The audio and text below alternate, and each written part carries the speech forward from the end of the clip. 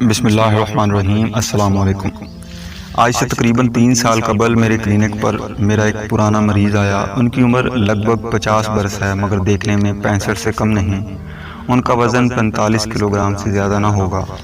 یہ قوت سماعت اور گویائی دونوں سے محروم ہیں۔ چہرے پر زمانے اور زندگی کی تلخیاں عیاں ہیں، مگر خودداری ایسی کہ موٹر سائیکل اور سائیکل کے ٹائر ٹیوب کی مرمت کا کام سیکھ لیا اور محنت سے پنکچر لگا کر بچے پالے اور ان کی شادی کے فرائض بھی ادا کرنا شروع کر دیے۔ پہلے آتے تو اشاروں سے اپنی تکلیف سمجھا دیتے اور دوائی لے جاتے، مگر آج کا دن ذرا مختلف تھا۔ آج یہ تشریف لائے تو ساتھ بڑی بیٹی جس کی شادی کا فرض یہ نبھا چکے ہیں وہ بھی تھی۔ آج یہ بالکل خاموش ہیں۔ آج مجھے بہت شدت سے احساس ہوا کہ یہ بول نہیں سکتے۔ آج اپنے 19 سالہ نوجوان بیٹے کو دفنا کر واپس آ رہے ہیں۔ سب سے وزنی جنازہ اٹھا کر آئے ہیں۔ جی ہاں، جس اولاد کے لیے زندگی میں ہمت رکھی، اپنے ہاتھوں کا حسن کھو دیا، جس اولاد کے لیے گونگا ہو کر کوئی بولتا تھا، آج وہی اولاد چپ کرا گئی۔ آج گونگا واقعی گونگا ہو گیا۔ میرا دل اس کے چہرے کی شکن، ہاتھوں کی سختی اور اس کی خاموشی دیکھ کر پھٹ رہا تھا۔ کمبخت بیٹے نے خودکشی کی، پیار کا چکر تھا۔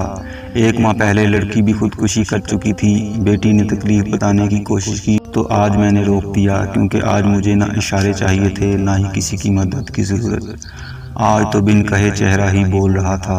بھاری دل سے دوائی دی اور دل میں اللہ سے اس کے لیے ہمت اور حوصلہ مانگا۔ کیا ہمارے نوجوان اپنی ایسی حرکت سے پہلے ایک بار بھی اپنے والد کے چہرے کو نظروں کے سامنے رکھتے ہیں؟ کیا ان کے چہروں پر پڑی سلوٹیں انہیں یہ قائل نہیں کر پاتی کہ یہ بوڑھا شخص کیا کرے گا ان کے بعد؟ خودکشی کرنے والے کیا ایک بار بھی نہیں سوچتے کہ زندگی کا مطلب صرف اور صرف مقابلہ ہے، لڑنا ہے ہر قسم کے حالات سے؟ خدا را اپنے والدین کو زندہ لاشیں مت بنائیں۔